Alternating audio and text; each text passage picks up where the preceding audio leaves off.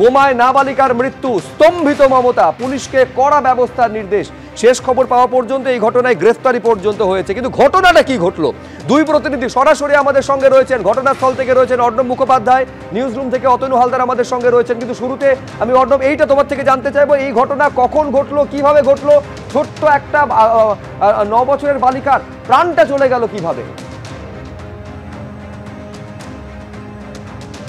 দেখো, আমরা মোলান্ডিতে রয়েছি। এখানে যে জায়গাটা ঘেরা রয়েছে, এখানেই সেই বালিকার দেহ পড়েছিল এবং তিনি তার মায়ের সঙ্গে এখানে দাঁড়িয়েছিলেন। সেই সময় বোমা এসে লাগে এবং বোমাতে তার মৃত্যু হয়।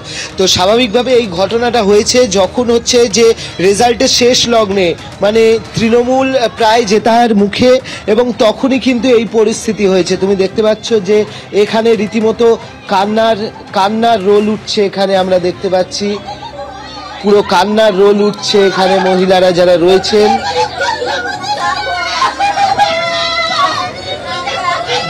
দেখো যে এই বাড়ির এই মুহূর্তে পরিস্থিতি তোমাকে দেখাচ্ছি। আর যারা এখানে রয়েছেন, যারা কথা বলার অবস্থায় রয়েছেন, তাদের সঙ্গে কথা বলার চেষ্টা করব। আচ্ছা, আপনি কি ছিলেন তখন?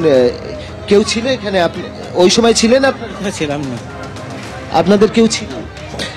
যারা রয়েছেন তাদের কাছে আমি আরেকবার যাওয়ার চেষ্টা করব যে কি বলছেন তারা। বলছি, তখন যখন এরম হলো, পুলিশ কোথায় ছিল? পুলিশ আসেনি? বোমা তখন পুলিশ ছিল না। শোন না, কতক্ষণ বাদে এসে, কতক্ষণ বাদে? আমি তো বিকনগর থেকে এসে দেখতে এলো পুলিশ।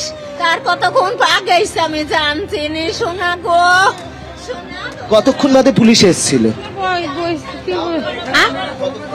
1 ঘন্টা হবে, 1 ঘন্টা হবে না, কে আধ ঘন্টা বলতে পারছি না।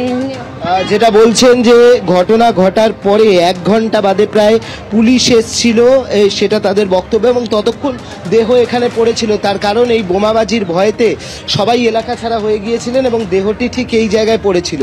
যেরকমটা গ্রামের বাসিন্দারা বলছেন যে তৃণমূল কংগ্রেসের লোকজন এই ঘটনাটা ঘটিয়েছে এবং তারা দুদিক থেকে এসেছিল, পুরো জায়গাটা প্রায় ঘিরে নিয়েছিল। বিজয়োল্লাস করতে করতে হঠাৎ করেই কিন্তু চকিতে তারা এই যে বিরোধীদের যে গ্রাম, প্রায় বিরোধীদের এখানে অনেকগুলো বাড়ি রয়েছে, তাদের বাড়িতে অ্যাটাক করে। একদল আসে হচ্ছে ছাদের ওপর দিয়ে, ছাদ টপকে, আর একদল আসে রাস্তা দিয়ে, এবং এসে দুজনে মিলে মিলিত হয়ে সামনের দিকে বেশ কিছু বাড়িতে বোমাবাজি করে। অনেকগুলো বাড়ি সেখানে দাগ রয়েছে এবং এই ঘটনাস্থলে এই জায়গাটি, যে জায়গাটা ঘিরে দেওয়া হয়েছে, সেইখানে এসে হচ্ছে এই বালিকাকে বোম মারা হয়।